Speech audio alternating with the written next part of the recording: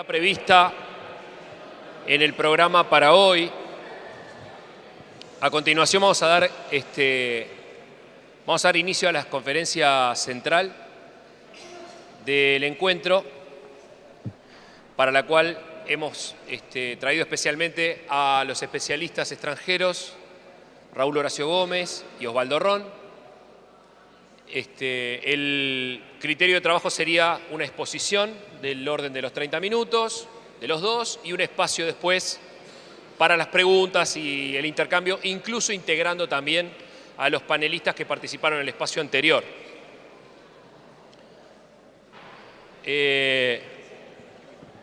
Raúl Horacio Gómez es licenciado en Educación Física, con orientación en Educación Física y Deporte Escolar. Es magíster en Metodología de la Investigación Científica y Técnica, con tesis sobre el aprendizaje motor.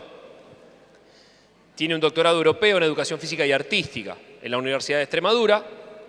Su tesis fue el conocimiento didáctico del contenido en la formación inicial de los profesores de Educación Física.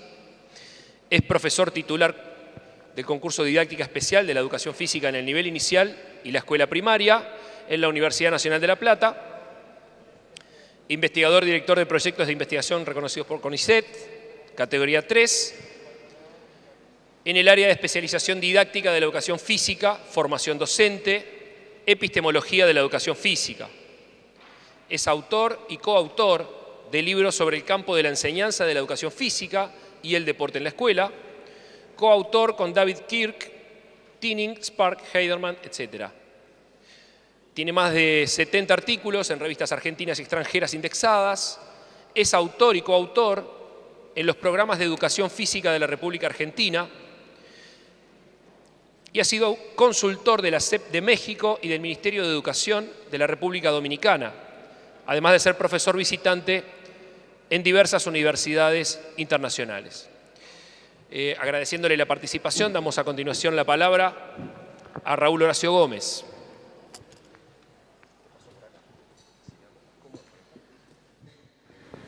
Muy bien.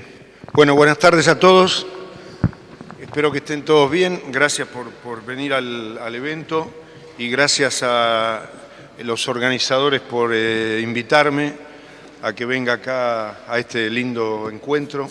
La intención mía es compartir con ustedes el estado de una de los trabajos de investigación en los que ando y que son de algún modo la continuidad de algunas cosas que algunos de ustedes ya conocen por los libros que he visto que andan por acá con mucha alegría y orgullo, la verdad. Así que no tenemos mucho tiempo para otras interacciones, porque es breve el tiempo y voy a ir directamente al tema de la charla, de la conferencia. Voy a hablar sobre el enfoque didáctico en educación física,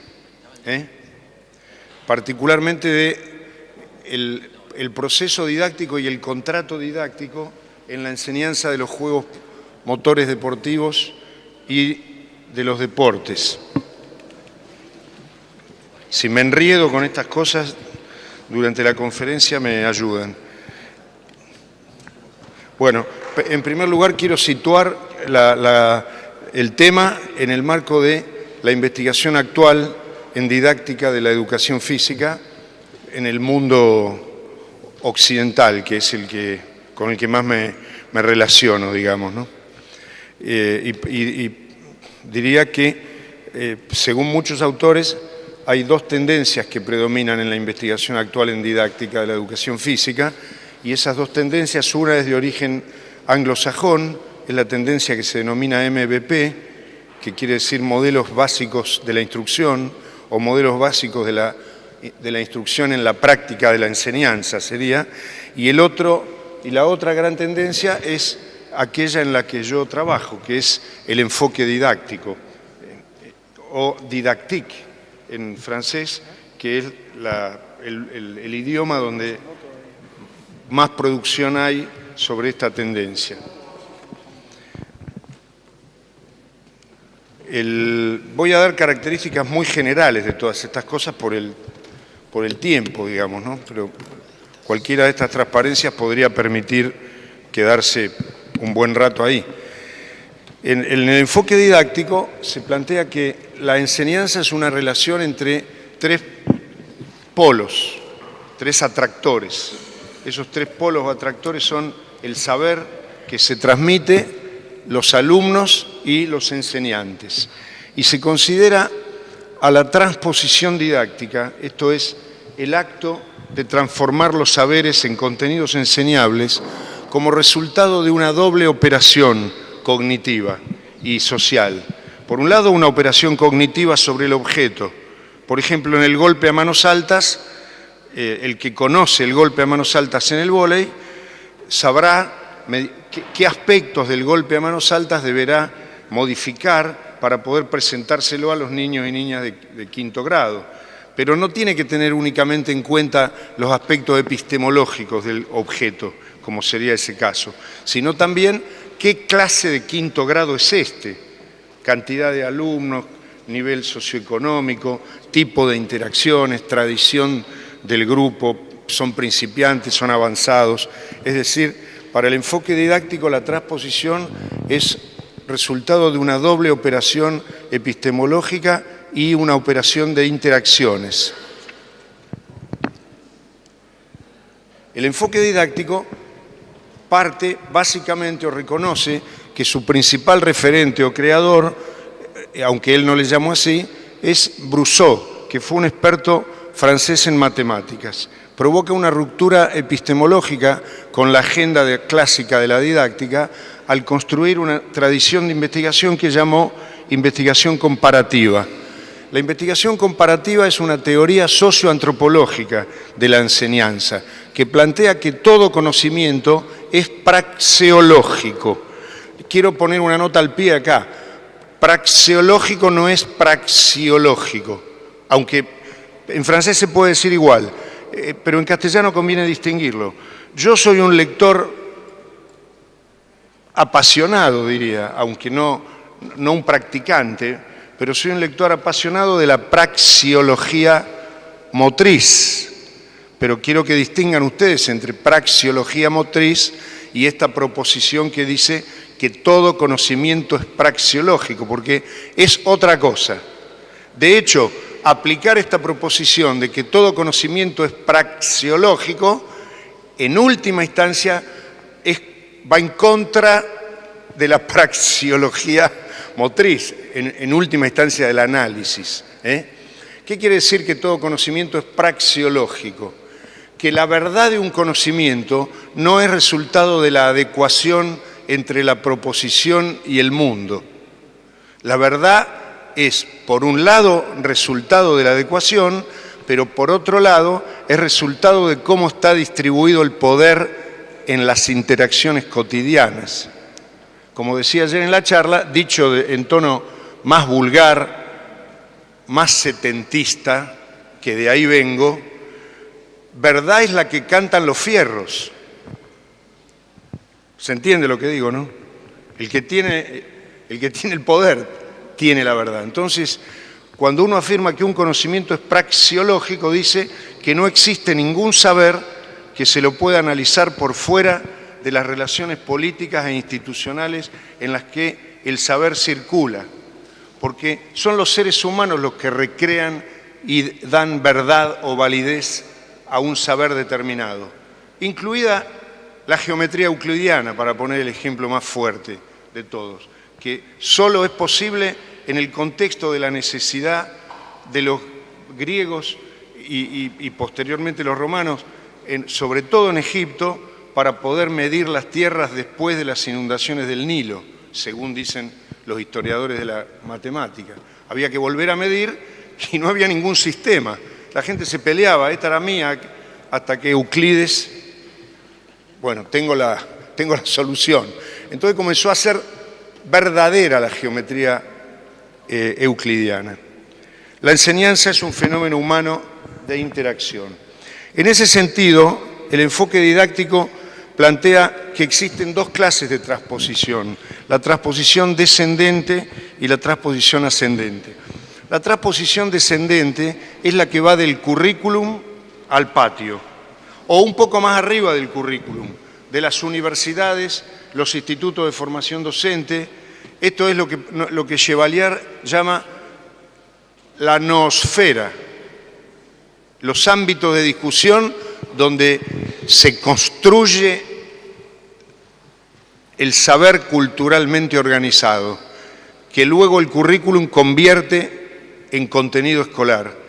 Hay un proceso de especificación curricular que va desde habilidad motora general o especial, si es que fuera el caso, o abierta o cerrada, más abajo habilidades motoras abiertas tales como picar la pelota, driblear, lanzar, hasta que llegás a la escuela y enseñás eso.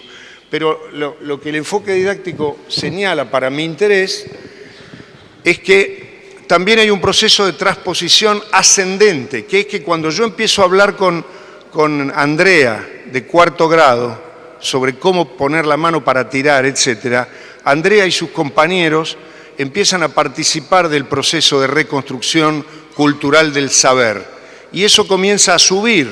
Depende del grado de democratización del sistema educativo, pero en general debiera comenzar a subir y mantener una relación dialéctica con la noosfera.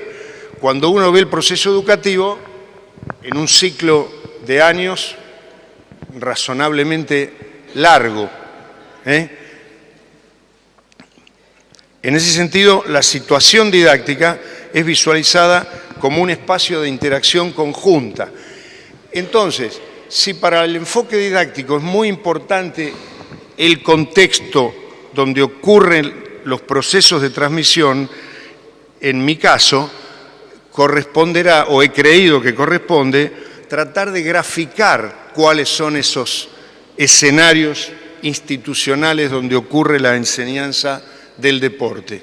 El análisis de este cuadro puede verse en el libro mío, que sí seguro circula por aquí, el capítulo 11, Elementos para una teoría del deporte en la escuela latinoamericana, que he visto que afortunadamente para mí y para el patrimonio del editor, posiblemente no el mío, circula por acá. Este cuadro lo que grafica y pone visualmente es que como mínimo existen 4 escenarios institucionales de enseñanza del deporte. Un escenario primordialmente escolar que se divide en 2, curricular, extracurricular, y un escenario extraescolar que se divide en 2, ocio, recreación, tiempo libre, y el desarrollo del deporte rendimiento, que sería el 4º escenario. A la izquierda de ustedes tienen 10 de los posibles dispositivos que funcionan. ¿Qué tipo de motivación hay en cada uno? ¿Qué grado de estandarización de las prácticas hay en cada uno? ¿Qué grado de explicitación de los objetivos educativos hay en cada uno? ¿Qué grado de existencia de jerarquías hay en cada uno? Los signos menos y más representan la presencia o ausencia de ese dispositivo. Entonces uno en ese cuadro puede comparar cómo los dispositivos de enseñanza del deporte de interacciones son muy distintos en cada caso, porque las expectativas de los actores, esto es el maestro y los alumnos y alumnas, son completamente distintas. Y esto ya nos introduce en la idea de contrato didáctico. El contrato didáctico que puedo sostener en el club tiene características muy distintas del contrato didáctico que puedo sostener en la escuela, como todo el mundo está en condiciones de visualizar, porque es lo que hace. Sin embargo, es cierto que el golpe a manos altas mantiene características de estabilidad en el club y en la escuela, porque siempre es así. Y la posición de flexión del codo o de angulación del tronco con respecto a la pelota es estable. Bien, el enfoque didáctico piensa que algunas características del saber son estables, pero que otras son variables o inestables. Y la actitud comparativa pretende descubrir cuáles son las características estables del saber y cuáles son las características variables para cada contexto, porque aún el propio contexto escolar varía cuando uno pasa de la escuela pobre, vulnerable, a la escuela de clase media acomodada, como dice mi nieta. Tiene esa categoría. Los que comen, los que ya saben, los que leen, etcétera. En ese sentido, el enfoque didáctico, yo quería rescatar para ustedes algunos elementos a tener en cuenta para el estudio. Esto no es nada más que una pequeña charla introductoria y nada más. Pero me parece importante, tengo que, como todos, tratar de ser certero en cuáles son las cosas más relevantes para aquel que esté interesado y quiera involucrarse en esta dirección, empiece por poder agarrarse a algún lugar. Los conceptos de proceso didáctico, contrato de comunicación, contrato didáctico, que no es el contrato de comunicación, el interesante concepto que hemos trabajado de medio adidáctico y medio didáctico, y el concepto de Brousseau de situación didáctica o milieu. Son, diría, los conceptos principales. En ese contexto teórico es que voy a hablar del contrato didáctico un poquito. ¿Qué es el contrato didáctico? Son las interacciones que sostienen los docentes y alumnos a propósito de la situación didáctica. La situación didáctica siempre se organiza en relación con un saber puesto en juego. Una cosa que nosotros vimos en un estudio sobre educación física y pobreza es que los docentes perdían la cabeza en lenguaje didáctico. Esto es, olvidaban cuál es el saber puesto en juego cuando pretendían sostener la clase a cualquier precio. Era tan difícil dar clase ahí que los docentes tendían a perder la cabeza. Esto es, perdían la regulación de la interacción por medio del saber. La idea es que la relación didáctica está regulada principalmente por el saber que se quiere transmitir, no por otra cosa, principalmente por eso. El saber puesto en juego pone en juego expectativas e intencionalidades de parte del docente y de parte de los alumnos. Estos tienen planes secundarios en común. Por ejemplo, en esta charla, ustedes como alumnos y yo como docente, tenemos unos planes secundarios implícitos en común. Ustedes saben que yo voy a dar una conferencia sobre deportes y yo sé que ustedes quieren escuchar algo de eso. Si yo hiciera algo que no tiene que ver con eso, inmediatamente habría un malentendido de parte de ustedes. ¿Qué hacemos acá? Que este tipo está hablando de historia del cine italiano en la década del 60. Si alguno de ustedes tuviera una actitud de falta de sentido en relación con mis expectativas, yo también pediría la intervención del moderador o diría, ¿cómo es esto? Porque mis expectativas en relación a ustedes están reguladas por el tipo de saber que circula. Entonces no quiero hablar de cine hoy, ahora, dentro de un rato, tal vez, pero ahora hablamos de el saber que nos convoca. Y eso es el contrato didáctico. Es el conjunto de normas, representaciones, expectativas que tienen los actores. No siempre están explícitas. Cuando el profesor da clase, utiliza palabras, pero también utiliza gestos, guiños, ademanes, tonos emocionales. Todo ese conjunto forma parte del contrato didáctico. Podemos distinguir acá entre situación adidáctica y situación didáctica en la enseñanza de cualquier saber, en esta que es la que nos gusta, además de que nos convoca. ¿Qué es una situación adidáctica? Cuando el profesor organiza una situación adidáctica, es decir, no didáctica, pone en contacto al alumno con un medio físico resistente. por ejemplo, organiza un juego de 4 versus 4. El profesor supone que ese juego de 4 versus 4 es capaz de provocar en el alumno la emergencia y el uso de un tipo de esquema motriz o cognitivo motriz, esto es, de un conocimiento que va a emerger por la sola interacción del medio físico. Entonces, el primer papel del profesor es encontrar lo que se llama la situación fundamental. Por ejemplo, si yo quiero enseñar el golpe a manos altas, tengo que encontrar cuál es la situación adidáctica fundamental que va a hacer emerger en el alumno los conocimientos que ya posee en relación con el problema. ¿Quién es el profesor que mejor elige la situación fundamental? El que tiene más saber disciplinar. Esto es, el que mejor conoce el voleibol, porque es capaz de identificar cuáles son los núcleos problemáticos prioritarios del golpe a manos altas para este grupo de alumnos, no en general. Entonces, la primera tarea de la secuencia didáctica es poder organizar la situación adidáctica. Y luego la segunda es intervenir didácticamente para manipular el medio y pasar de una situación, de un medio adidáctico a un medio didáctico o situación didáctica. Entonces el profesor ahí entra en la interacción. La situación didáctica es una interacción entre el sujeto, el saber, el medio y el docente. El profesor empieza a manipular el medio en dirección del saber. Y ese es el tránsito de la situación adidáctica a la situación didáctica. ¿Por qué estoy yo separando la palabra medio de situación?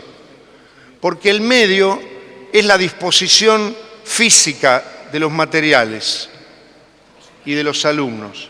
En cambio, situación es el tipo de interacción humana que el alumno entabla con el medio o con los compañeros o con los docentes. Esto es, en la situación hay interacción. En un medio didáctico, el medio es la disposición física de los materiales, de las pecheras, de la pelota, de los arcos.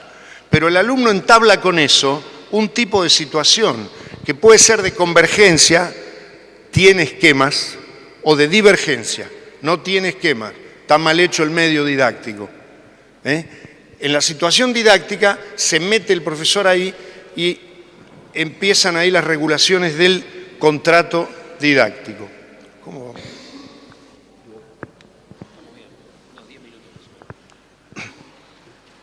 Es interesante también trabajar las categorías que trabaja Brousseau en relación con nuestra disciplina, la educación física.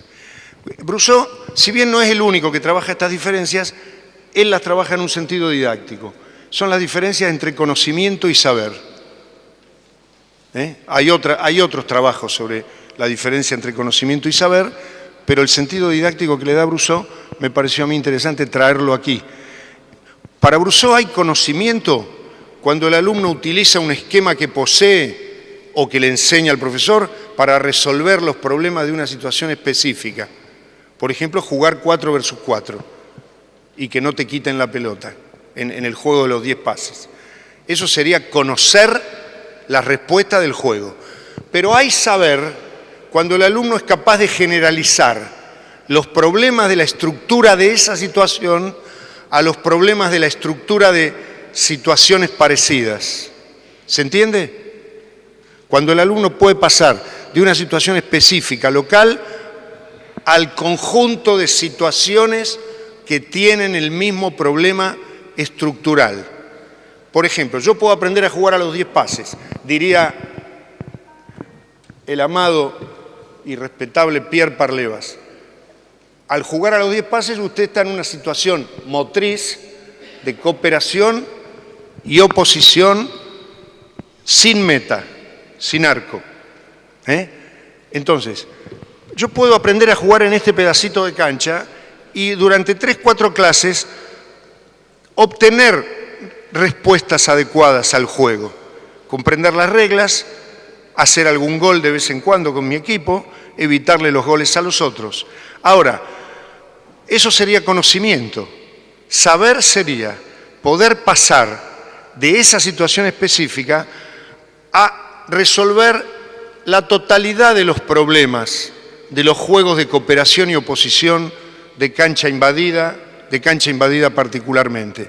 La idea es que un alumno, mediante un medio didáctico, adidáctico, puede generar conocimiento por sí mismo, jugando.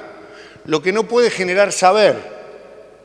Para generar saber tiene que intervenir el maestro a través de la situación didáctica, generalmente promoviendo la reflexividad, haciéndolo volver sobre lo que hizo, en el contexto del alcance de la educación física.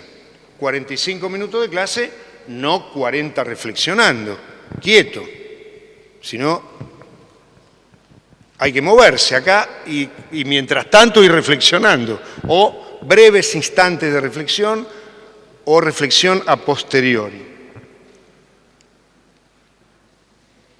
En ese contexto teórico, vamos a ver el tiempo, se puede hacer, o yo pensaba que iba a hacer, si tenía un poco más de tiempo, un análisis a priori. ¿Qué es el análisis a priori para el enfoque didáctico? El análisis a priori es justamente un análisis de cómo podría llegar a ser el contrato didáctico en la enseñanza de un objeto. Por ejemplo, del drive en tenis, o del golpe a manos altas en vóley, o del vóley como totalidad, o de la gimnasia rítmica, o de la gimnasia artística, etc.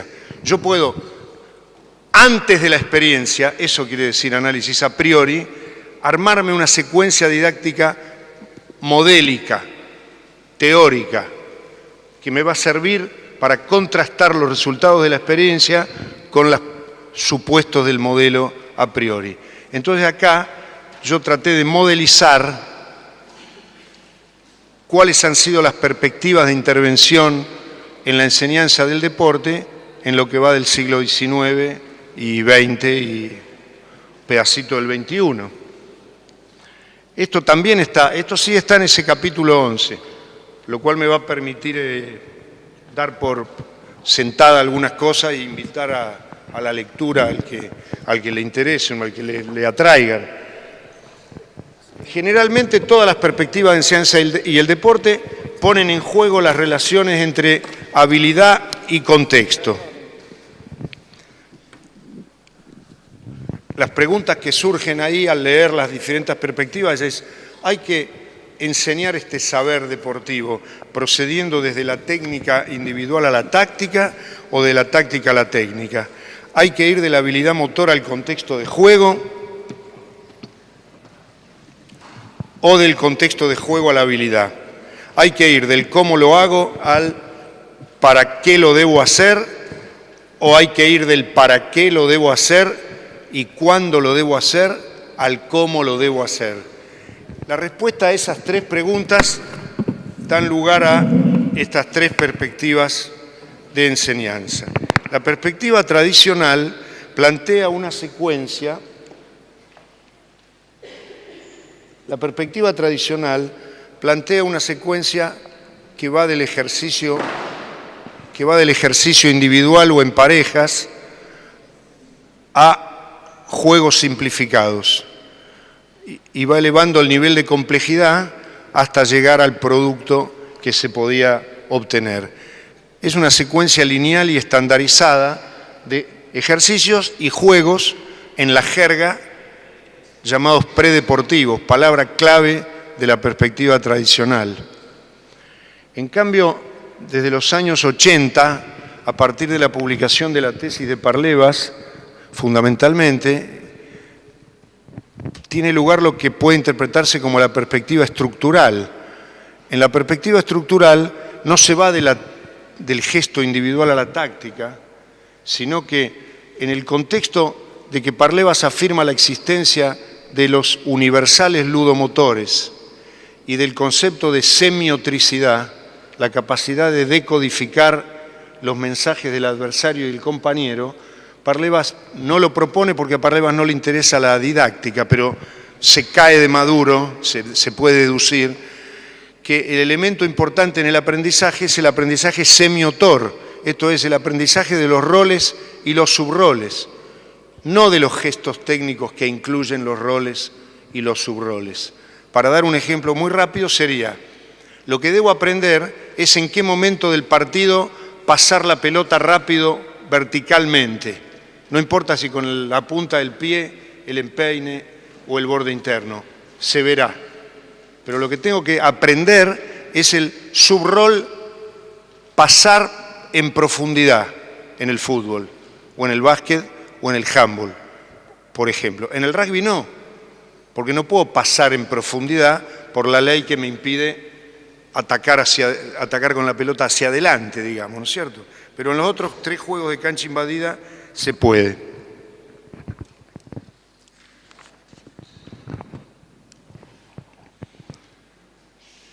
Bueno, ahí estaban los universales ludomotores.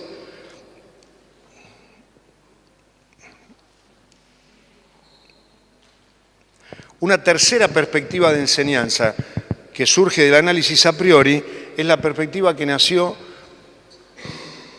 en algún lugar entre Londres y Leeds en 1980-82. Algunos dicen que sobre todo en la Universidad de Loughborough. La perspectiva comprensiva no trabaja ni con los gestos técnicos hacia la táctica, ni con los roles y subroles, aunque se le parece a esta última. El objetivo de la enseñanza, el saber a transmitir, es la comprensión de los problemas tácticos del juego. ¿Qué debe hacer el jugador en los juegos de cancha invadida, en los juegos de cancha dividida, en los juegos al bate o en los juegos al blanco, como el arco y flecha, digamos? Entonces, el problema de la perspectiva comprensiva es que el jugador comprenda cuáles son los objetivos tácticos del juego, cuáles son los problemas tácticos principales y los problemas tácticos secundarios. Y toda la secuencia es una secuencia de juegos modificados tendientes a aprender de conocimiento declarativo, procedimental, estratégico o afectivo. En la perspectiva comprensiva interesa mucho, sobre todo, el conocimiento afectivo valorativo, episódico, el yo soy así en este tipo de situaciones.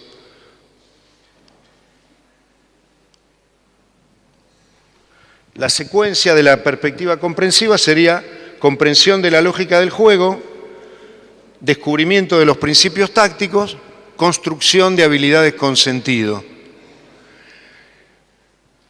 Bueno, ahí lo que tengo es el dibujo de las 3 perspectivas, además de la presión insostenible del coordinador de la mesa.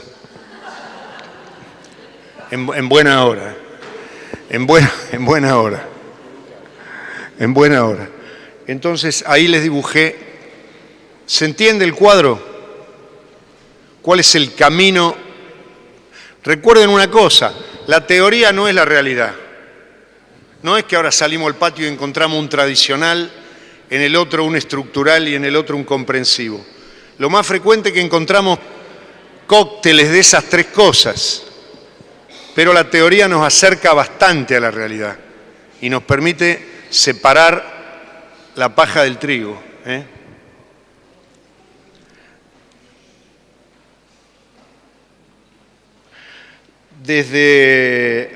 Cuando yo pude hacer la publicación del 2009, trabajé en un nuevo modelo, que era el modelo reflexivo en la enseñanza.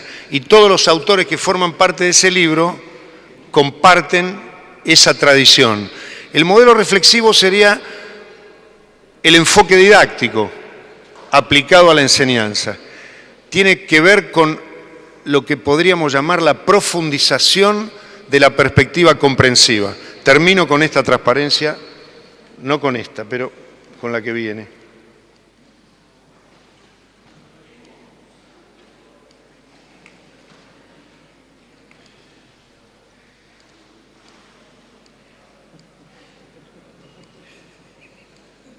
Escucho risas por acá. Quiero ir a la última transparencia a esta, por razones de tiempo. Algunas cosas pierden sentido al saltear las otras, pero estamos crecidos igual y se puede recuperar. En ese texto del 2009, retomado en el 2017, yo planteo ahí que en el marco del enfoque didáctico, vuelvan por favor a tenerla, les pido, les ruego, porque sería una pena para mí, capaz que para ustedes no, pero para mí sí, que pierdan el enorme nivel de atención que tenían recién, que estaba súper bien, pero estos chistes y el horario los han distraído un poco. Ya terminamos. ¿Qué secuencia didáctica planteo? Esta que está acá. El profesor inicialmente, al enseñar un juego deportivo, plantea una situación exploratoria. Es un juego modificado que tiene la misma estructura que aquello que quiere enseñar. Se llama isomorfismo estructural. Si es de cancha dividida, cancha dividida. Si es con meta, con meta. Ahí hay una distinción con la praxeología motriz muy fuerte, que no diría eso. El profesor provoca un momento de recuperación cognitiva después de un periodo de juego. Esto es, detiene el juego y trata de bucear con los alumnos cuáles son los problemas encontrados en el juego. Pueden ser problemas cognitivos, motores, morales, reglamentarios, etc. El profesor, a continuación, construye un medio didáctico, discute, presenta, modifica soluciones posibles a los problemas. Puede que las soluciones que busca sean ejercicios, irse contra la pared a lanzar y atrapar. Puede que sean juegos de menos cantidad de jugadores o de más. El profesor ve cómo modificar el medio para actuar. Otra vez el profesor provoca un breve momento de recuperación cognitiva. Trata de promover que los alumnos reflexionen si algo así, si creen que con eso alcanza, si estaremos bien, veamos ahora si se nos cae la pelota o no. El profesor trata de volver al medio adidáctico de nuevo, esto es, trata de volver a la situación inicial. Esa espiral dialéctica,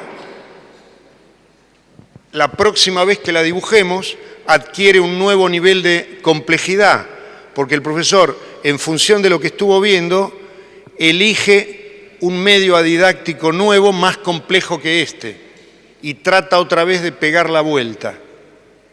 En esa vuelta, el profesor trata de mantener viva la subjetividad de los alumnos, porque en lugar de conducir las manipulaciones únicamente desde él, las conduce con los alumnos, en la medida que a cada instante trata de preguntar cuáles son los problemas. Y si los alumnos no pueden ver los problemas, él como hermano mayor puede señalarlos, porque tiene para contrastarlos con el saber terminal. ¿Me expliqué? Bueno, muchas gracias a todos y disculpen.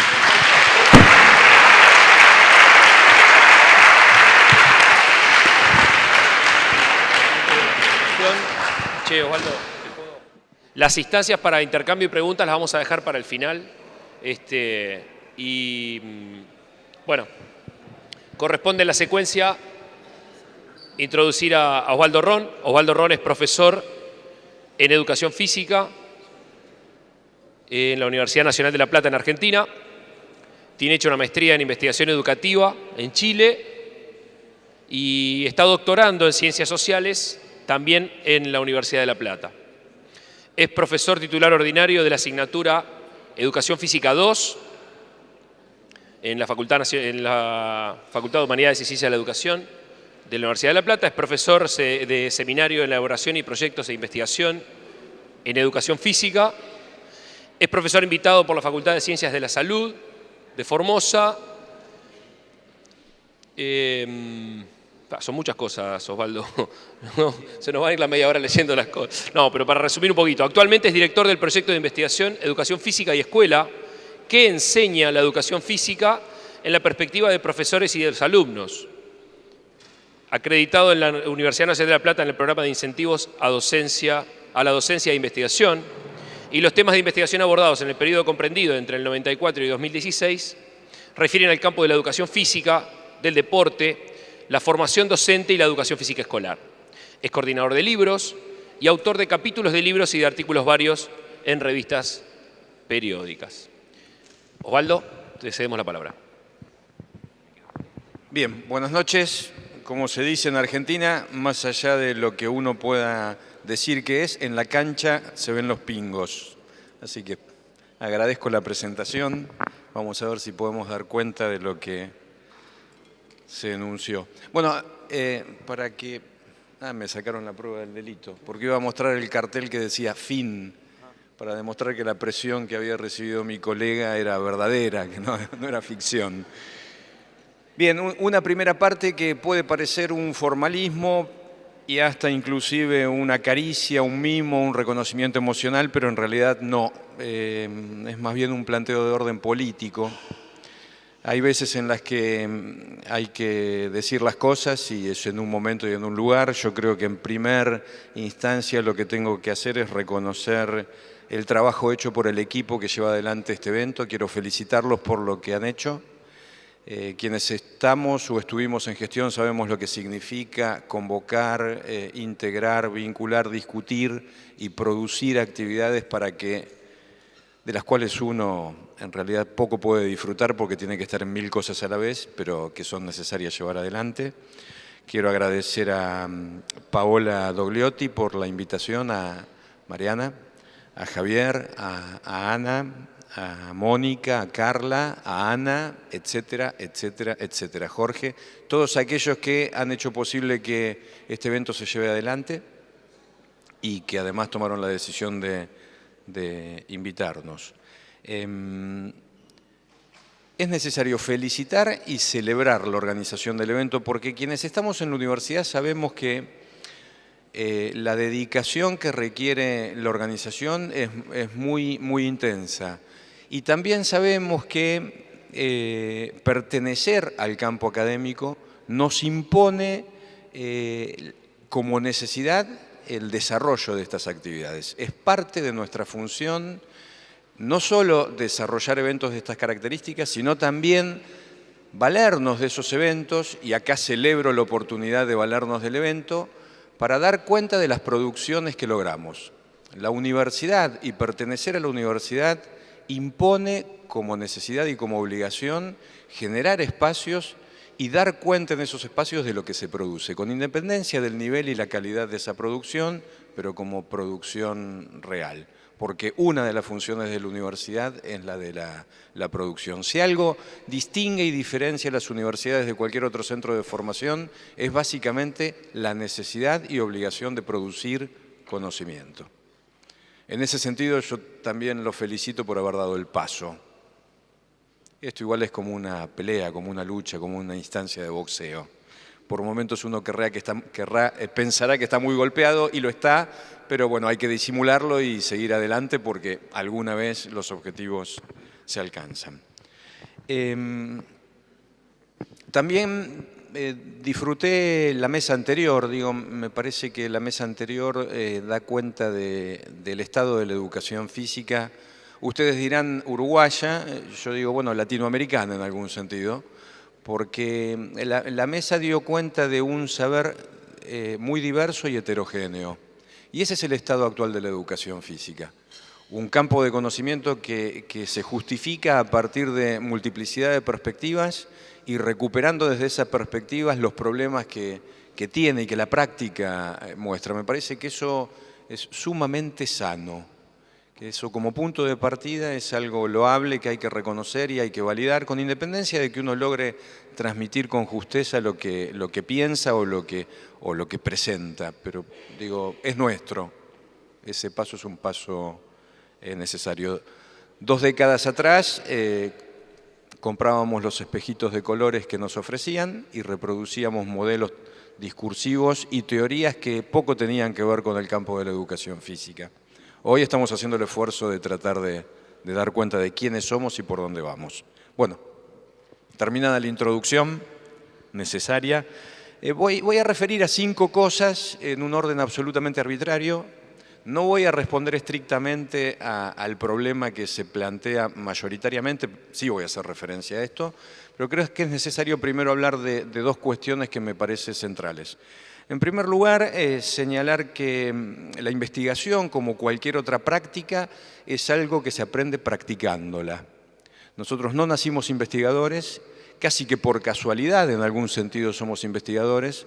Me gusta decir que soy universitario e investigador porque soy de la Universidad de La Plata y vivo en la ciudad de La Plata. Si hubiera nacido en otro lugar, quizás no hubiera tenido la posibilidad de serlo. Y de hecho, en mis orígenes de formación, la investigación era algo absolutamente lejano, intangible. Mis preocupaciones eran preocupaciones educativas o de enseñanza. Mi interés era el de estar en la escuela, el de enseñar educación física en la escuela. Lo que no sabía era que la formación iba a ser insuficiente para dar cuenta o para entender lo que sucedía en la escuela.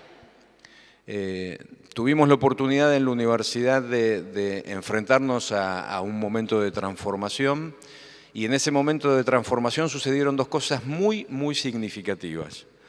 Por un lado, nosotros veíamos en la práctica cómo las teorías de la enseñanza y del aprendizaje se nos escurrían de las manos.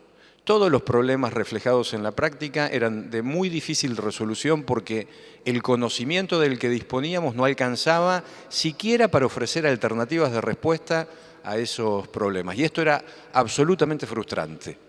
Recién refería a los espejitos de colores. Bueno, probamos todas las teorías, nos leímos todos los libros, fuimos a todos los cursos y fracasábamos como parte de lo cotidiano de manera constante. Por supuesto, había situaciones educativas que nosotros rescatamos, pero en líneas generales lo que vivíamos era una instancia de frustración porque sentíamos que la realidad nos cacheteaba con la indiferencia, con la incomprensión, con el sinsentido. Todo lo que proponíamos era como muy distante con relación a lo que después sucedía o lo que otros esperaban con relación a lo que nosotros proponíamos. La segunda cuestión que nos fue llevando progresivamente a la necesidad de investigar tuvo que ver más con una dimensión política e institucional. En nuestra universidad nosotros sobrábamos, no nos querían. Y el único modo de seguir perteneciendo era posible de ser logrado si producíamos conocimiento, se nos exigía conocimiento. Nadie veía la educación física como un campo o como un espacio de producción universitario. Se le entendía como algo lejano, distante, incomprensible, con problemas tan distintos que casi ninguna disciplina por lo menos de nuestra facultad, encontraba sentido a lo que nosotros queríamos debatir y siquiera los temas que tratábamos. Aún cuando discutíamos acerca del cuerpo y intentábamos plantear reflexiones vinculadas con la teoría, había más disposición a pensarnos fuera de la universidad que dentro de la universidad. Entonces, estas 2 cuestiones a nosotros nos llevaron a pensar en la investigación como una herramienta necesaria para situarnos en términos académicos en la institución. Y en ese recorrido conocimos a un pedagogo admirable, a quien realmente la educación física debiera homenajear, un pedagogo argentino radicado en México, que es Eduardo Remedi. Eduardo fue un etnógrafo destacadísimo, él se enriquecía trabajando en el campo, muy reconocido en el campo de las ciencias de la educación y efectivamente un intelectual, un sabio intelectual que aportó por lo menos a la educación física una categoría que fue realmente central para pensar la investigación. Él, en oportunidad de conocerlo en el año 93 y discutiendo acerca de los problemas de identidad de la educación física, nos planteó, bueno, si ustedes entienden que los problemas de la educación física tienen que ver con su hacer y parecer, lo que tienen que hacer es recuperar la práctica. Nosotros nos miramos con asombro y nos preguntamos a qué refiere este tipo, qué es esto de recuperar la práctica. Y él nos explicó, nos dijo, ustedes tienen que ir a la práctica, a las prácticas de educación física y ver qué es lo que sucede en las prácticas de educación física. Intentar registrarlo y luego tomarse el tiempo de analizar esto que. Creímos haber entendido y la verdad que entendimos muy poco de lo que él nos dijo porque nosotros limitamos la idea de recuperación de prácticas a lo que era observable en la práctica. Y en un primer momento, les diría, durante casi 6 años, casi que lo único que hicimos fue observar y registrar y tratar de creer que la verdad era posible de ser encontrada en aquello que nosotros podíamos registrar sin hacer una efectiva inmersión en el campo del registro. Con el tiempo entendimos además que el concepto de práctica era mucho más que la de enseñar la educación física, que existían otras prácticas en la educación física que no eran reconocidas como tales. Por ejemplo, la práctica de planificar.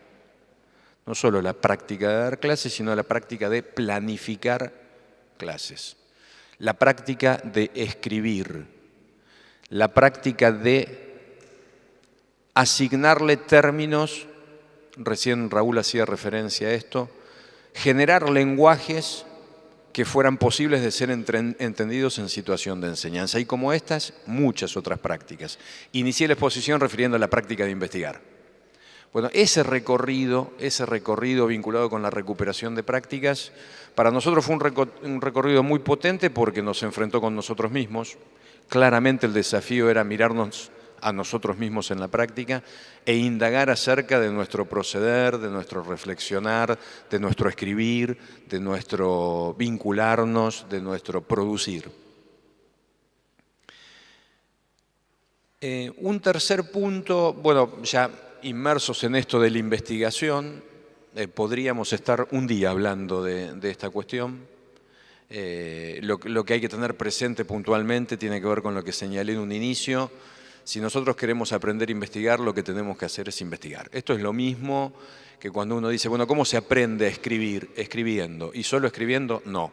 Solo escribiendo no. Requerís de reescrituras, de quien te observe y te corrija. No es lo mismo claramente escribir una planificación que escribir un libro de textos, que escribir una novela o de escribir una clase. La escritura además tiene muchísimas formas de ser posible de desarrollar. Por lo tanto, las prácticas también tienen múltiples formas de ser desarrolladas. En este ir y venir de la investigación y ya vinculándome o adentrándome en las investigaciones que voy a intentar compartir con ustedes, bueno, un objeto que nosotros intentamos trabajar fue el deporte como contenido escolar. ¿Y por qué? Básicamente por 2 cuestiones. Primero porque en Argentina hay una crítica muy dura con relación a la idea o a la concepción deportiva en la escuela. Casi les diría que destructiva para con el deporte. En algún punto, y mucho más en el mundo académico y fundamentalmente en la perspectiva académica que sostienen algunos actores referenciales de la Universidad de La Plata, además de requerir una revisión profunda, esta idea de pensar al deporte como contenido escolar, también supone discusiones con relación a en qué momentos el deporte debe ser enseñado. Estas 2 cuestiones nosotros entendíamos que eran necesarias de ser revisadas y bueno, en esta idea de integrar la recuperación de prácticas con la construcción de los objetos de investigación, ¿qué hicimos? Fuimos a las escuelas. Claramente fuimos a las escuelas y observando clases, analizando las planificaciones de los profesores, entrecruzando esta información con los diseños curriculares, realizando o formalizando debates con quienes dictan clase a través de la herramienta grupo focal o grupo de discusión y trabajando también con cuadernos de campo, con anotaciones de los profesores y con entrevistas en profundidad. Logramos componer una idea bastante acabada de lo que sucedía en la escuela. Voy a leer, además para ser difusión de la producción que logramos, que digamos la investigación terminó en este libro. Este libro fue financiado de punta a punta por el Estado. El sistema educativo argentino y el gobierno nacional nos financió no solo la investigación, sino también la publicación del libro. Este es un libro publicado por la universidad. Voy a leer un párrafo un poco extenso, son 20 renglones aproximadamente, titulado "Los profesores enseñan". En nuestra investigación observamos y registramos suficientes evidencias que permiten señalar que los profesores enseñan. Lo hacen atento a lo que manifiesta y postula el diseño curricular del nivel respectivo. A ello suman los argumentos y fundamentos logrados en su formación inicial, que claramente implican un sustento teórico o diversos sustentos teóricos y que a la vez se consolida en formas de enseñar y en enseñanzas experimentadas. Esa enseñanza a la que hacemos referencia muestra regularidad y continuidad, también actualización y conocimiento, aun cuando las propuestas no logren cubrir las expectativas de sus alumnos o inclusive las de los propios profesores. Enseñan deporte en la escuela y cuando lo hacen no solo enseñan técnicas deportivas, reglamentos, comportamientos, alternativas de respuesta. También enseñan un lenguaje específico, términos propios de un deporte específico y ejercicios específicos. Enseñan secuencias prácticas que se organizan en torno a la enseñanza de un deporte en particular, juegos de exploración y experimentación, posturas adecuadas a las acciones que realizan. Además, ejercitan la reflexión y el análisis de situaciones, principalmente vinculándolas a las posibilidades de resolución de problemas. Proponen formas de organización de actividades y ejercicios y realizan o plantean ajustes y modificaciones reglamentarias para hacer posible el juego o el jugar el deporte. El jugar el deporte es algo que se enseña. Enseñan a los alumnos a organizar sus espacios de práctica y a hacer posible una forma de participar en el deporte en la escuela. Me pareció conveniente leer este párrafo extenso, pero no tanto, porque una de las cosas que nosotros descubrimos en la enseñanza del deporte es que los deportes, así como otras prácticas, requieren de un tratamiento específico. Cuando los profesores enseñan handball, enseñan handball. Cuando los profesores enseñan básquetbol, enseñan básquetbol. Y si enseñan juegos vinculados a esos deportes, enseñan esos juegos vinculados a esos deportes. Nosotros de ningún modo vimos que los profesores creen, sostienen o piensan, mucho menos registran de forma escrita, que enseñando el handball facilitan la enseñanza del básquetbol o que enseñando el básquetbol otorgan herramientas para enseñar luego el handball. Los profesores muestran convicción y dan cuenta de esa convicción refiriendo a la especificidad de lo que enseñan. Hay un elemento acá que atraviesa la enseñanza del deporte, pero que también está presente cuando se enseñan los juegos y se enseña la gimnasia.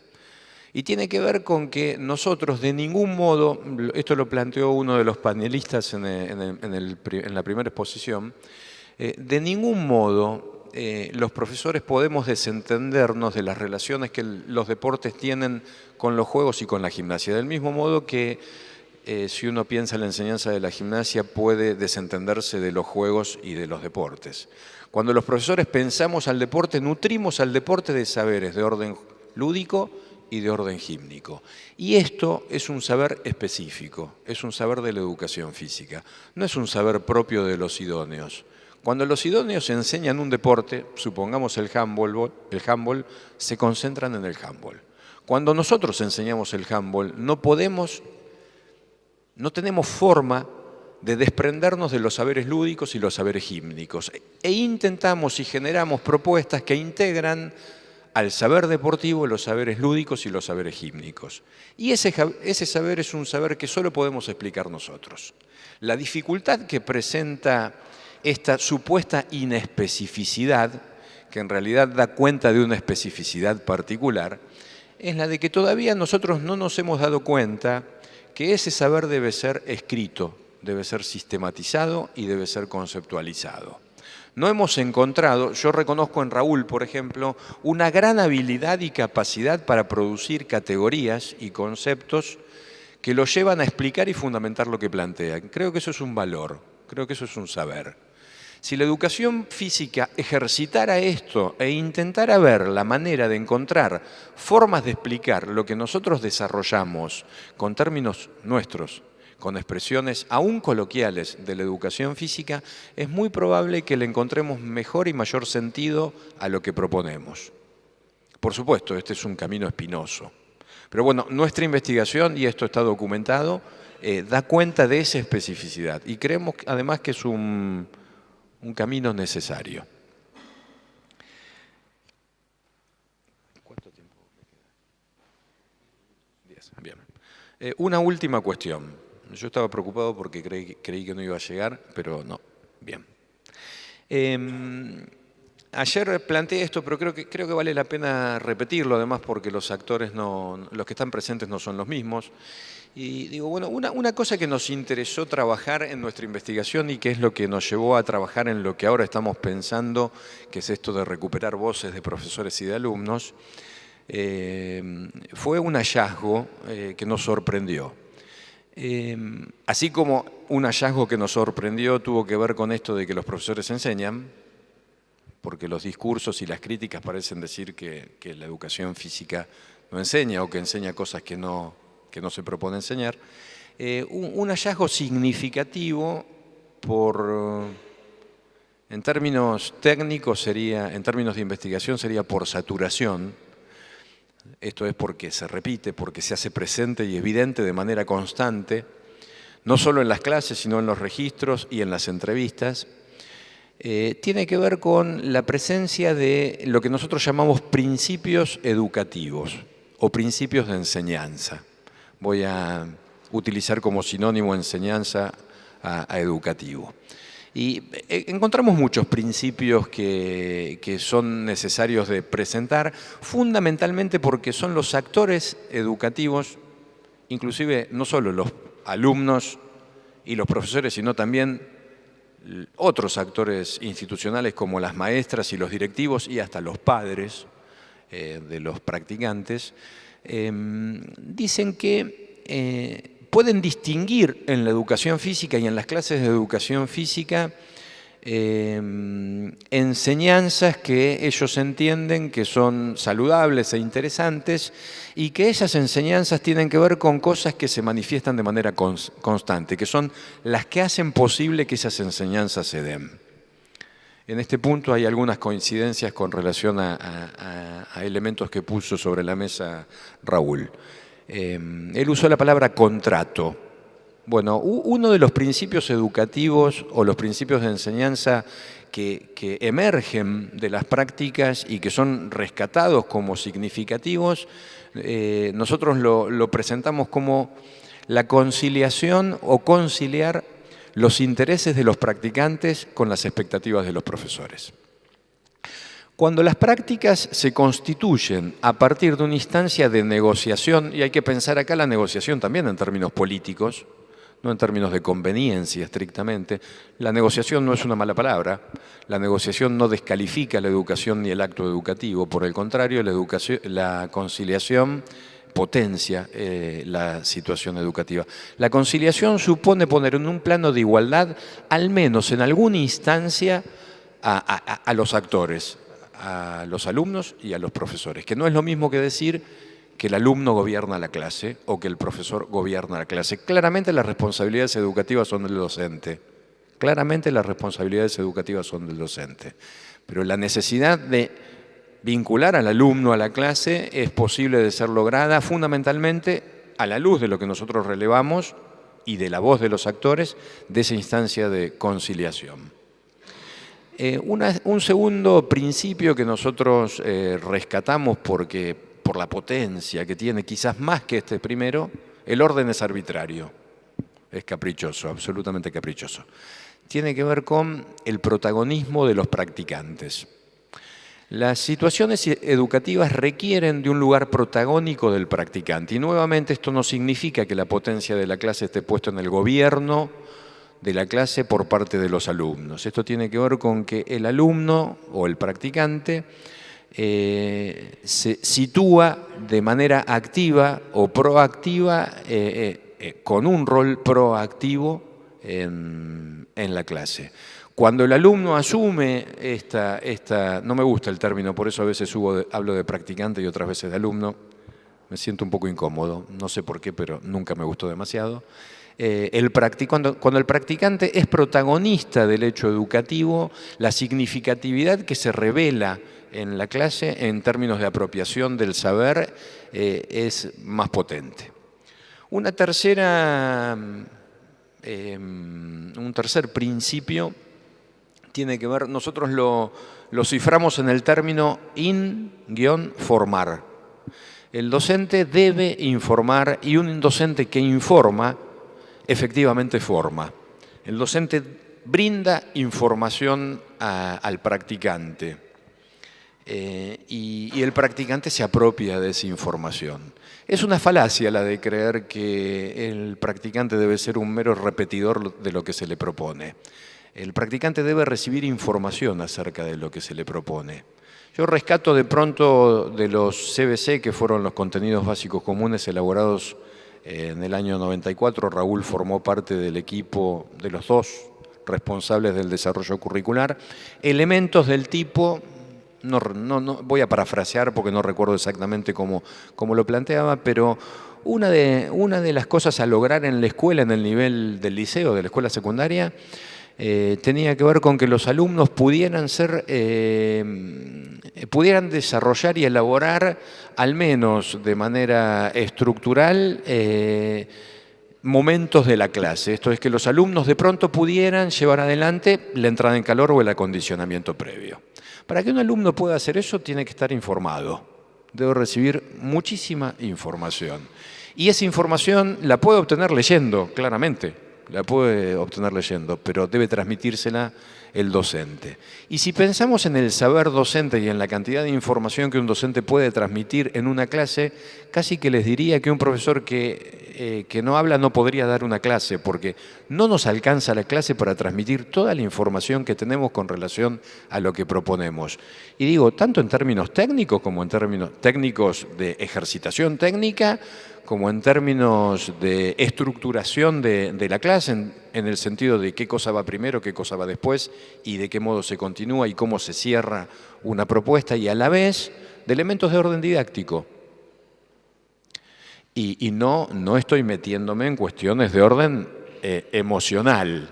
La presión es un hecho real. 5 minutos. De esto podemos hablar después. Un cuarto, está muy bien.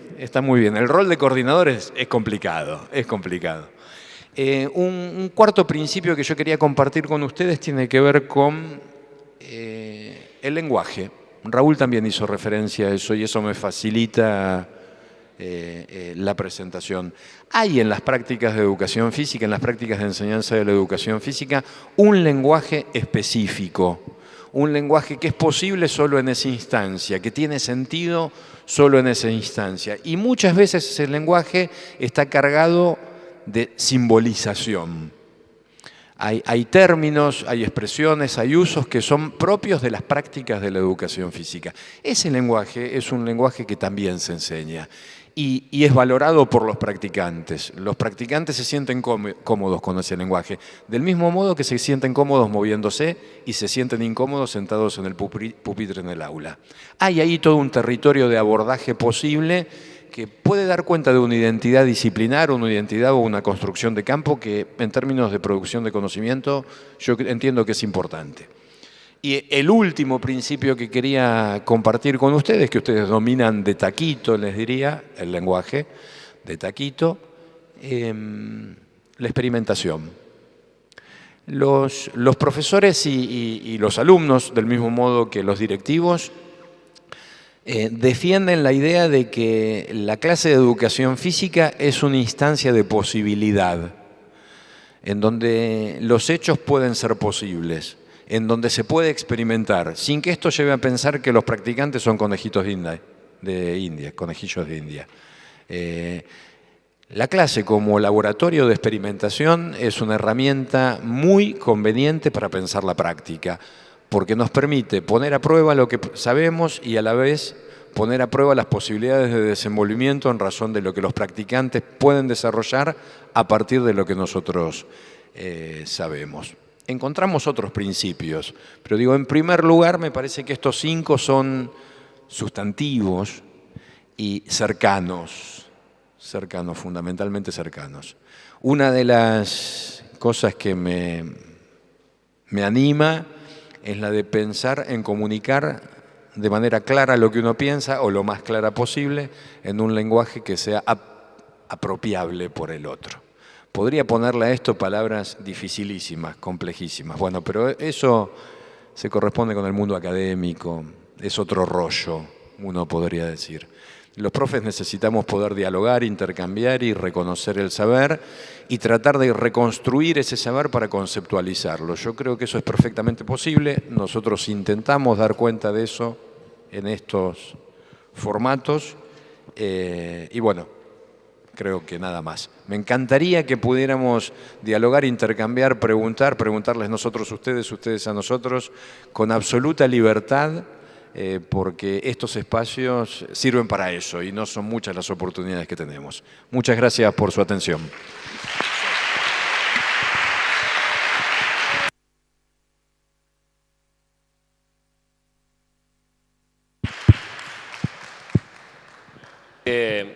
Por supuesto que agradeciéndole a Osvaldo las palabras, ahora sí quizá liberamos un poquito el espacio para la participación y bueno, el intercambio, las dudas, las preguntas. Incluyo quizá alguna cuestión que se pueda vincular incluso con esto de los paneles anteriores, si alguien tiene interés, en fin. Hay un micrófono inalámbrico para acercar a quien tenga algún interrogante.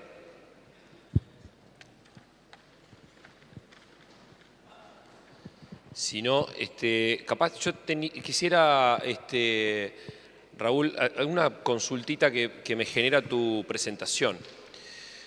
Vos venías al comienzo, así que remontamos un rato para atrás. Venías hablando de la transposición y algo de esto hablamos ayer también, en la charla con los estudiantes. El concepto de transposición didáctica no es nuevo aquí, venimos trabajando con él desde hace algún tiempo. Sí nos llama un poco la atención esta concepción que tú nos acercás sobre transposición ascendente. Y mi pregunta es, ¿cuál es la distancia entre este concepto? Porque si no lo entendí mal, viene un poco vinculada por la figura de conocimiento que va construyendo ese alumno, ese aprendiz en el proceso, ¿estoy bien? ¿Cuál es la distancia entre ese concepto de transposición ascendente y la lógica de aprendizaje que está operando allí? ¿Es más o menos un sinónimo? ¿Es una forma particular de pensar el aprendizaje? ¿No está vinculado literalmente con la concepción de aprendizaje? ¿Cómo lo relacionás vos con eso?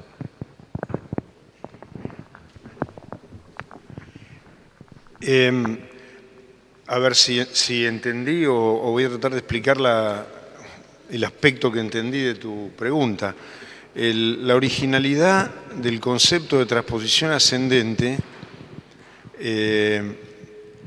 nos pone frente a la necesidad de considerar que los saberes circulantes en una cultura, por un lado, provienen de prácticas cristalizadas en las prácticas sociales, por un lado. Estas prácticas son retomadas por los currículums en los procesos de selección curricular y formalizadas como contenidos educativos. La transposición descendente es el proceso mediante el cual los diversos actores del sistema educativo convierten esos contenidos, esos saberes en contenidos escolarmente enseñables. Digamos que la transposición descendente, de un modo general, revelaría como el aspecto más conservador de la especificación curricular como proceso cultural. La novedad de la transposición ascendente, o el espacio que abre la idea de la transposición ascendente, es que si bien los saberes son prácticas cristalizadas, más o menos cristalizadas en la cultura, los saberes también son prácticas que forman parte de la dialéctica de la interacción. Esto es, un poco en la lógica de Giddens, la pregunta que la sociología aún no logró responder. La significación de la acción humana proviene desde la estructura al sujeto o lo que dice el individualismo de Weber, o es que la acción humana es la que le pone una impronta a la estructura social. La respuesta de Giddens y en parte de Bourdieu es que es en las prácticas cotidianas donde se resuelve la dialéctica estructura social sujeto. Y la transposición ascendente vendría a ser el polo de las prácticas mediante el cual los sujetos pueden expresar sus deseos en los proyectos curriculares institucionales, en el PEI o en el marco de la clase, y reconstruir desde una perspectiva local los saberes que los curriculistas, digamos, bajaron, como dicen los docentes, nos bajaron el currículum.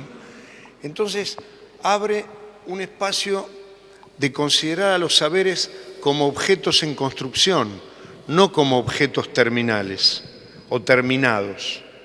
Esto, en teoría, habrá que ver en el caso de cada saber y por ahí apilando en la biblioteca y apelando a agarrar los libros, en términos del discurso de Bernstein, en términos de Bernstein y su clasificación del discurso pedagógico. Esto es, cuando en un proceso educativo prevalece la transposición descendente, el discurso pedagógico responde, aún en el marco de las sociedades democráticas, responde más bien a cierta violencia simbólica del Estado.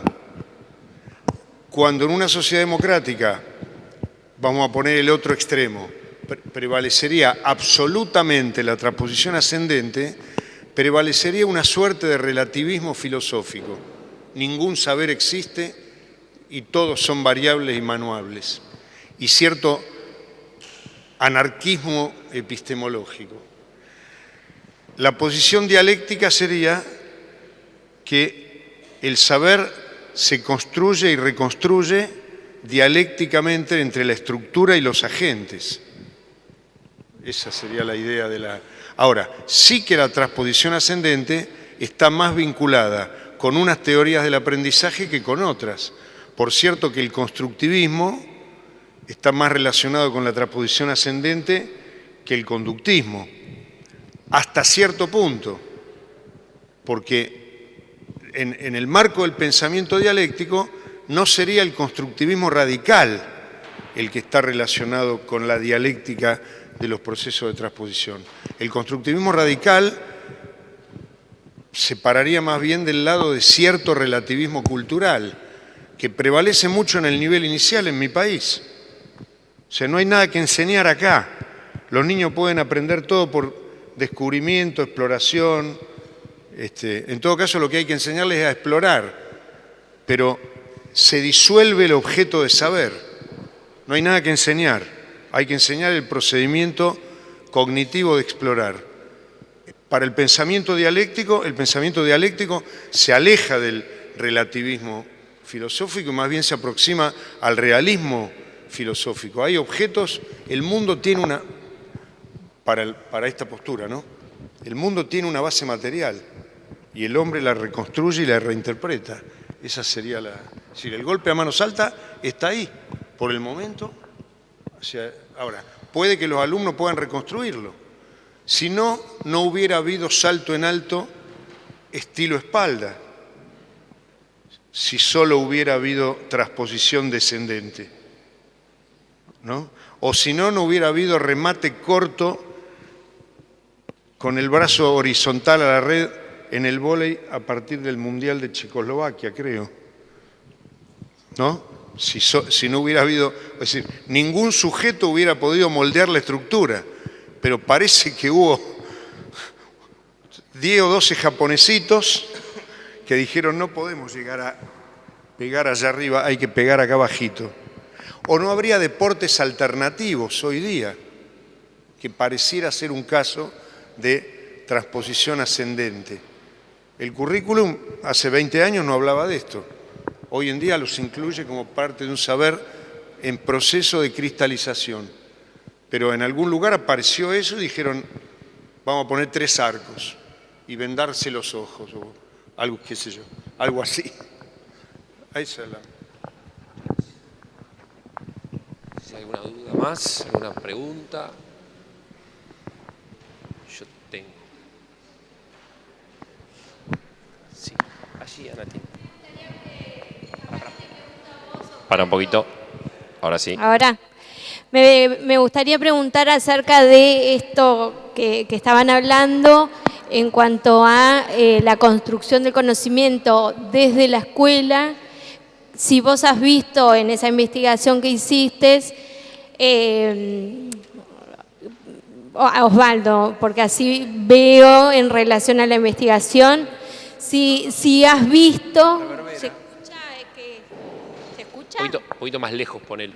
Ahí. Puede ser para abajo. Si vos vistes en esa investigación alguna construcción de aspectos del deporte en la escuela desde un inicio. Vos ayer hablabas de que el deporte lo planteás desde 8 años en adelante. Entonces la pregunta es si has podido ver construcciones del deporte que en futuro pueda llegar a básquetbol, handball o algún deporte tradicional. Y a la vez, si los deportes alternativos, está esta línea de que hablaba Raúl en cuanto a la transposición ascendente. Que incluso, bueno, Chervel plantea que hay saberes escolares que provienen de la escuela y que no hay una transposición didáctica de un saber sabio a llegar a trabajar didácticamente ese saber. ¿Se entendió? No sé si fui claro. ¿Entendió más o menos? Yo entendí que son 2 partes. La primera la puedo responder yo, creo que la segunda la puede responder él. Bien.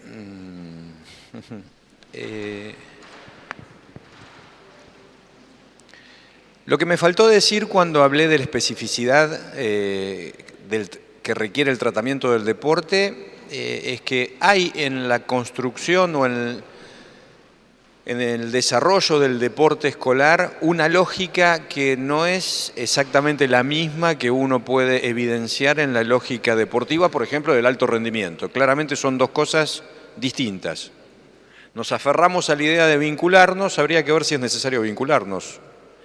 Los objetivos que persigue la escuela en la formación de los practicantes es distinto a los objetivos que persiguen las instituciones deportivas e inclusive también es distinto o son distintos los objetivos que se persiguen en todos y cada uno de los deportes. Existen las culturas deportivas. Yo no creo que el deporte sea una sola cosa ni que represente las mismas cosas, del mismo modo que tampoco creo que los deportes se puedan apropiar de saberes, onda decir, el rugby es un deporte solidario. No tengo idea, no he visto mucha solidaridad en varias situaciones del rugby y he visto mucha solidaridad en deportes individuales como puede ser la práctica del atletismo o el running en particular. Yo creo que en la escuela voy a usar un término de Elías, se configura una práctica deportiva, el término de Elías es el de figuración, nosotros solemos usar el término configuración para referir a la construcción significativa que se hace de la práctica, tanto en términos históricos, políticos como económicos y educativos en este caso. Uno suele creer que la práctica del deporte es una práctica puramente educativa en la escuela. No, no es una práctica educativa. Es una práctica que se constituye y significa en términos históricos, políticos, económicos, ideológicos, sociales y hasta lingüísticos. Esa configuración adopta distintas formas. Y yo creo que todas esas formas son... bueno, lo que el sistema muestra es que son educativas en tanto la gente incorpora conocimientos que luego traslada a otros órdenes, aun cuando uno no lo esté pensando desde ese modo. Yo no creo que porque la gente practique deporte llegue a ser mejor gente, ¿sí? O porque se someta al cumplimiento de las reglas en la práctica deportiva, luego respete las reglas en la vida. En Argentina hay mucho desarrollo deportivo y estamos llenos de corrupción, ¿sí? El cumplimiento de las reglas no parece ser algo adquirible a partir de todas las prácticas, ¿no? Es un poco extremo lo que digo, pero a veces hay que llevar las cosas al extremo para que uno ponga en duda las cosas que se dan por verdaderas. En la escuela lo que vimos es que los profesores tienen preocupación por llegar a un modelo o a una idea de deporte, pero se autorizan a que ese trayecto no sea tan directo o lineal como en el mundo de los clubes deportivos. Y hasta se permiten variar los objetivos que ellos se proponen en función de los roles que asumen quienes practican el deporte. En la escuela pueden jugar a la pelota varones con mujeres. Yo tengo un recorte, bueno, no sé si tengo tiempo para buscarlo, pero tengo un recorte de diario que refiere a una situación de una chica que juega al fútbol en una liga y que le permitieron jugar en niveles infantiles y ahora que creció no le permiten seguir jugando. Y la piba no entiende por qué no le permiten seguir jugando. Si yo fuera ella diría, me tienen miedo. Mínimo los provocaría diciéndole que son cagones. No me permiten jugar porque no se bancan que yo les hago un caño o les meto un gol. Digo, ¿qué es lo que explica que las mujeres no puedan jugar al fútbol con los varones en los clubes de primera división? Solo el reglamento federado. Es un modelo hegemónico que tiende a dividir más que integrar. La escuela no promueve la división, promueve la integración. Y este elemento, solo por citar uno, modifica toda la situación de intervención y la comprensión y construcción de la lógica deportiva. La escuela está habilitada a esto, en la escuela esto es posible. Fuera de la escuela, la actualidad muestra que se están dando algunos cambios que pueden llevar a que en un futuro muchas cosas cambien. Lo que me gustaría agregar a esto es que en la escuela estamos perdiendo la oportunidad de validar lo que se produce. O sea, aquellas cosas que resultan o son producto de la situación de clase. Uno podría pensar en términos de técnicas de movimiento, técnicas deportivas, técnicas vinculadas a lo que el profesor está proponiendo como deporte. Uno podría pensar también en conceptos o nuevas categorías lingüísticas que se elaboran.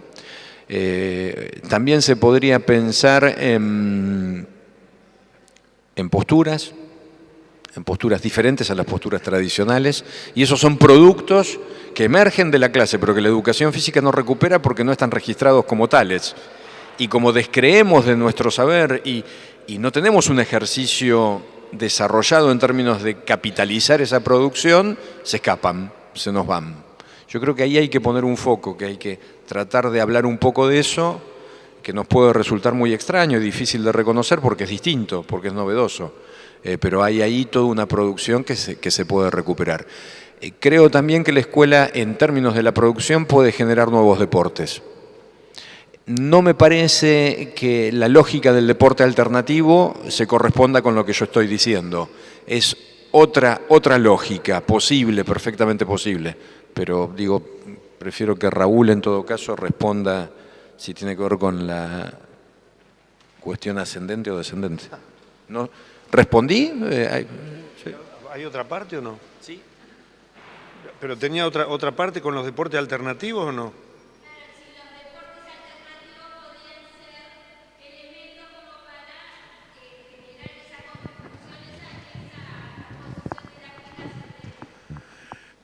Lo que yo quise utilizar recién fue el ejemplo, el posible ejemplo de los deportes alternativos como ejemplo de un objeto de saber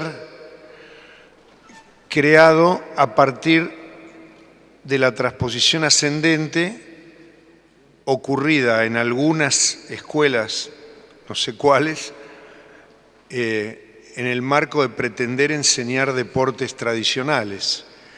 Quiero aclarar, con esto yo no quise validar el concepto de deporte alternativo, que por el momento me produce bastante ruido, digamos, no lo quiero validar, no lo quiero descartar, pero no validé eso, lo usé como ejemplo.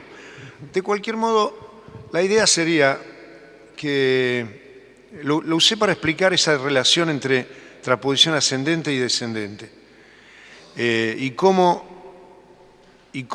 según la violencia del discurso pedagógico centrado en la noosfera, puede ser moderada por la apertura hacia la reconstrucción del saber en el ámbito escolar.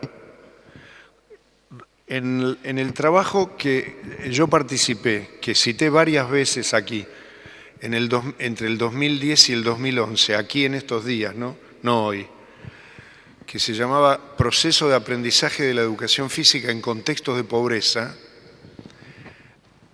las diferencias entre la transposición descendente y las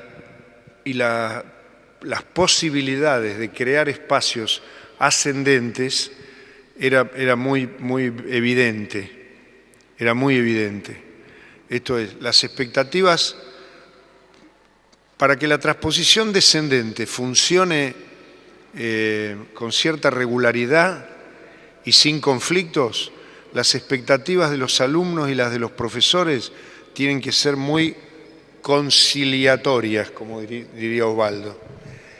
En un marco de enseñanza-aprendizaje, donde los profesores provienen de una clase social distinta a la de los alumnos, donde los alumnos son apaleados a diario por agentes estatales, y luego otros agentes estatales quieren mágicamente comenzar a enseñarle cosas alegres, para un lindo estilo de vida, comienzan a ocurrir malos entendidos y confusiones de expectativa muy a menudo, del tipo que un alumno de quinto o sexto grado le diga al profesor, por ejemplo, hecho etnográfico, tienen clase el lunes y jueves, y en la primera clase que viene el profesor se le acerca a uno de los alumnos de sexto grado y le dice: participamos de la clase hoy, el jueves tenemos el patio nosotros, ¿no? ¿Está claro quién manda acá? Ahí tenés un ejemplo de procesos descendentes y ascendentes en el extremo. No había ni lugar para enseñar algo el jueves. Había que, la concepción que el alumno tiene de en qué consiste el acto de enseñar prácticas motrices, lo lleva a reclamar ese espacio como propio, en un extremo. Es un ejemplo un poco extremo, ¿no? La otra cosa a discutir, yo no tengo una posición tan cerrada en esto, pero creo que es un tema digno de tratar, y yo creo que está abierto. Me interesó algo mucho en particular de lo que dijo Osvaldo en un momento, porque creo que abre ahí un panorama de investigación y de nuevos intercambios, etcétera. Porque de un modo general, el enfoque didáctico, conmigo en la línea de vanguardia, de batalla, sostiene que uno de los problemas de la educación física, a diferencia de las matemáticas o de las ciencias naturales, es que la educación física enseña saberes que en general provienen de otras prácticas sociales de referencia. Y Osvaldo señaló la posibilidad de que hubiera un quantum de saber que proviene desde el interior mismo de la educación física. Concretamente, el ejemplo que él dio fue que al enseñar deportes, lo que él vio en su investigación es que los profesores incluyen ahí aspectos gímnicos o lúdicos, y que esa combinación creo que dejó abierta la puerta para pensar que bien podría ser propia del campo. Bueno, yo no es que esté polemizando con él porque me gustó mucho lo que planteó ahí. Yo, prolongando la idea, yo diría que en ese caso esa combinación pareciera ser una clase, un tipo de saber didáctico, no disciplinar. Digamos que no afecta el saber mismo a transmitir. Lo que lo hace lo enriquece con otros saberes que cada uno va por su lado, como primera aproximación. Pero ratificaría la idea de que un problema de la educación física, para no ser maniqueo y no ponernos a discutir acá si provienen de afuera o provienen de adentro, si Blanco o Negro, si Peñarol o Nacional, si River o Boca, si... No. Hay que aceptar que buena parte de los saberes provienen de otras prácticas sociales. La verdad que eso ocurre en casi todas las áreas de conocimiento escolar. Pero, por ejemplo, la ventaja de la matemática es que el conocimiento matemático que se enseña, si bien no proviene de la enseñanza de la matemática, proviene de la investigación en matemática, que es una práctica social inherente a la enseñanza de las matemáticas. Ahora bien, el deporte que se enseña en la escuela proviene de una práctica social completamente alejada, que es el deporte de rendimiento. Ese es el laboratorio de invención del golpe a manos altas, comparando ambas disciplinas. Y que justamente la transposición está muy afectada por los malos entendidos que hay entre los dispositivos que se usan en aquellas prácticas sociales y en estas, con el problema central de que la gente que trabaja en ambas es el mismo, el profesor de educación física habitualmente, ¿no? Entonces el profesor de educación física se comporta, para dar un indicador cualquiera, a mí me pasó mucho tiempo y tomaba nota de que yo acordaba cobrar en el club, voy a dar cualquier cifra para no... problema de cambio, ¿no? Acordaba cobrar en el club 2.000 pesos, ¿no? Y en la escuela cobraba 2.500. Si en el club se me decía, el sábado a la mañana hay torneo, ¿no? Y la semana que viene hay torneo sábado y domingo, era el primer entusiasta en dejar mis asuntos familiares e irme al torneo. Y en la escuela que cobraba más, hecho evidente, si se me decía que el sábado había que ir con los chicos a un encuentro escolar o a un campamento, decían, no, el gremio dice que no, porque el salario no está incluido. Esto es, lo que en una institución me parecía un dispositivo razonable, acompañar a los pibes de 4º grado a un encuentro interescolar, bueno, una vez sí, pero sábado por medio no. Bueno, ahí hay un malentendido. Ahí hay un malentendido en el dispositivo. Los dispositivos que valen allá no son los que están acá. Entonces yo no puedo comparar a la escuela con aquel dispositivo. Allá lo tomo como corriente y acá lo tomo como anormal. ¿Cierto? Entonces, lo que quería subrayar es que en general, posiblemente yo creo que el campo de los juegos motores, como saber, es el campo en el que más probablemente se produce conocimiento propio, conocimiento práctico propio en el campo de la educación física. El campo de la gimnasia y de los deportes me parece que está como mínimo más expuesto a la lógica de otras prácticas sociales o de las prácticas ligadas a la salud, el gimnasio, el estudio de danza o a las lógicas de las instituciones ligadas al deporte de desarrollo. Lo que estoy diciendo, me estoy refiriendo nuevamente al conocimiento disciplinar, no al conocimiento didáctico. Ahora, que la educación física produce camiones de conocimiento didáctico, sí, estoy seguro. Las publicaciones, los libros, las metodologías, las reflexiones pedagógico-didácticas en torno a la enseñanza, pero ese no es conocimiento disciplinar en términos de saberes transmisibles. Ese es conocimiento didáctico. ¿Cuál es el malentendido? Que la educación física es un campo cuyo carácter disciplinar es ser didáctico y las matemáticas no. ¿Se entiende, no? O más o menos. Las características de las matemáticas como campo disciplinar no es la enseñanza de las matemáticas, es la invención de soluciones procedimentales a problemas matemáticos.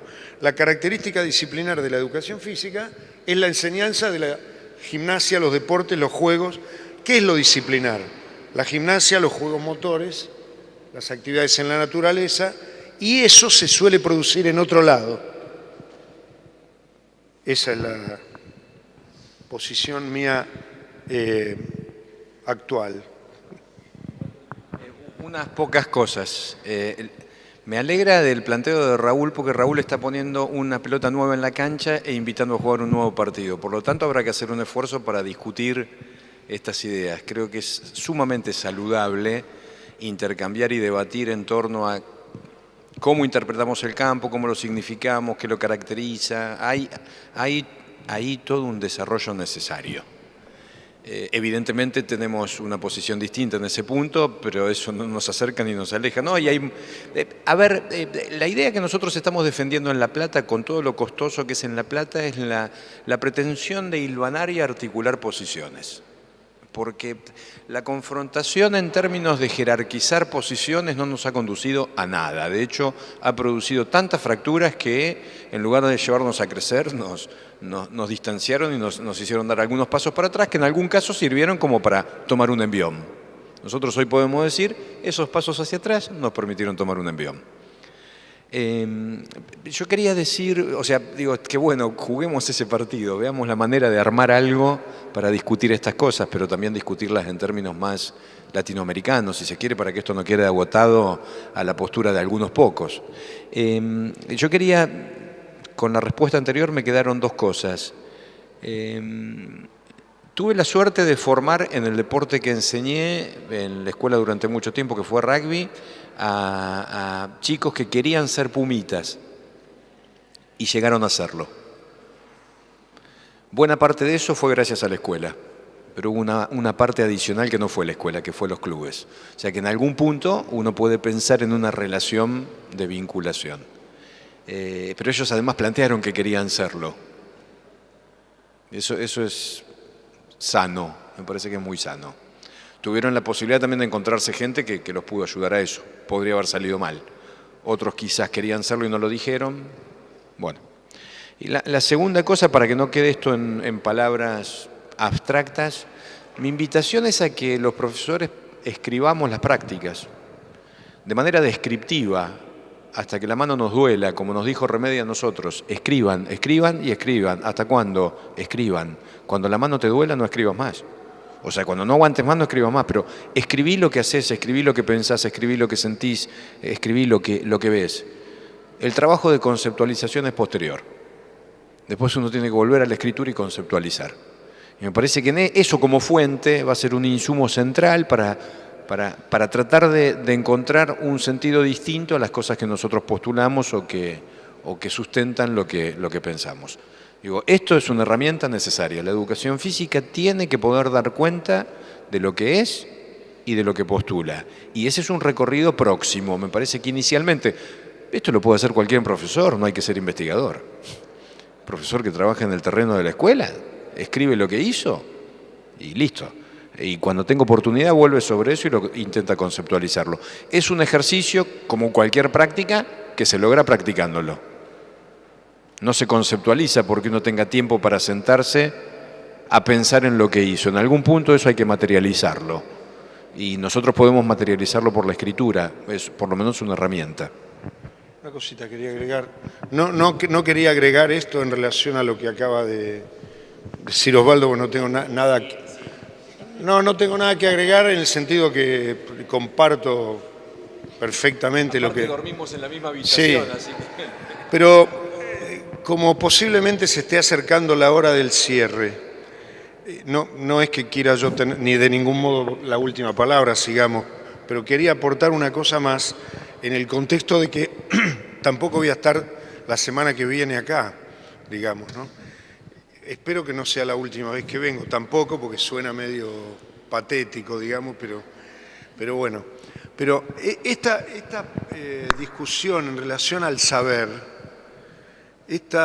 más allá de lo que yo manifieste desde mi punto de vista pretendidamente científico en relación a mi preocupación por visibilizar el saber que la educación física transmite, visibilización que en el resto de las áreas de conocimiento escolar es mucho más fuerte y menos problemática. Toda la comunidad sabe qué se enseña en la hora de matemáticas. Toda la comunidad sabe qué se enseña en la hora de ciencias naturales. Casi toda la comunidad sabe, un poco menos, pero sabe qué se enseña en educación artística. En educación física el panorama es mucho más confuso todavía hoy. Las últimas reformas curriculares en Hispanoamérica permiten a los que estudiamos el currículum visualizar una fuerte disputa que pone de un lado al campo popular y del otro lado a los organismos internacionales de crédito, nuevamente. Bajo un discurso pseudo-constructivista, Hispanoamérica está girando a la construcción de un discurso orientado a competencias, de un currículum orientado a competencias. El currículum orientado a competencias, en su lado duro, disuelve el saber de las disciplinas y abre la puerta para que los gobiernos implementen políticas de ajuste. Algo así. Lo voy a decir con una palabra que espero no sea molesta, porque traté de escribir un modesto libro sobre la corporeidad. Pero si la educación física, por ejemplo, termina afirmando que su objeto de enseñanza es la corporeidad, digo, concepto que me parece riquísimo, útil en el plano epistemológico, podría ser que algún gobierno diga, bueno, como es muy difícil construir un observable a partir de la corporeidad, por ejemplo, o si la educación física dice que en el currículum orientado a competencia, que hay que favorecer la capacidad de comunicación gestual con el otro, y no aclara a través de qué tipo de saberes culturales se hace eso, da lo mismo muchas cosas y muchas profesiones posibles. Por ejemplo, podríamos empezar a dudar si tiene que existir un especialista en deportes o en natación, porque posiblemente cualquier persona con un poco de formación general podría enseñar y lograr que los alumnos aprendan algunas cuestiones, por otro lado no observables, a nivel curricular, digamos, difíciles de evaluar, con la participación de otros maestros. En el contexto actual de valorización de las sociedades actuales, postindustriales, capitalistas, salvajes, poco interesadas en el humanismo, hay que tener muy en cuenta el estado de esa lucha. Mi punto de vista es que hay que subrayar y centrarse en los saberes particulares que la educación física transmite y explicar la relación de esos saberes con la comunicación gestual o con la corporeidad o con la corporalidad, sin confundir la corporeidad con los saberes. ¿Se entiende lo que quiero decir? Entonces, yo quería subrayar, con tantos jóvenes de por medio, que los de matemática van a seguir levantando la bandera y decir, a mí no me toquen, aritmética y geometría. Y que yo aspiraría a que la educación física siga levantando la bandera de decir, los saberes que nosotros transmitimos son estos. Para mí, la gimnasia, la totalidad del ejercicio dirigido a enriquecer la relación del hombre con su cuerpo, los juegos motores, los deportes, las actividades. La identidad nuestra disciplinar creo que va por ese lado. Toda Hispanoamérica está orientada a currículos por competencia. Argentina fue uno de los países que se resistió bastante. Si bien la última reforma con la inclusión de los NAP, medio que flexibilizó el currículum centrado en los saberes que teníamos antes. Y actualmente nuestras autoridades educativas ya están diciendo una y otra vez que lo importante es identificar cuáles son las competencias. Ya se sabe cómo sigue eso. Ya está diciendo que la otra vez dijo el ministro, los jóvenes tienen que aprender a disfrutar de un contexto laboral de incertidumbre. ¿No? Así lo dijo. O sea, lo que tienen que aprender a disfrutar de no tener trabajo. Concretamente. Entonces, yo lo único que aspiraría es a que en las discusiones referidas a la didáctica, al saber y al currículum, no perdamos de vista el contexto de disputa internacional que hay y los contextos de ajuste de las necesidades de los estados de... ¿Para qué tiene que haber educación física en la escuela? ¿No? No es un hecho neutral. Entonces, ¿para qué tiene que haber educación física en la escuela? Y para que haya personas mejores, más cooperativas, más solidarias. Bueno, expliquen cómo se hace. ¿No? Y bueno, hay que explicarlo. Porque si no puede decir, bueno, no, puede haber un taller voluntario y eso va a afectar no solo a nuestra comunidad de profesores, sino a nuestras comunidades de alumnos. Así que era eso lo que quería decir. Y una cosita más, por hermanos, no académica. Me llamó la atención que entre todos los que estaban hoy acá no estuviera otro alumno, Santiago Maldonado.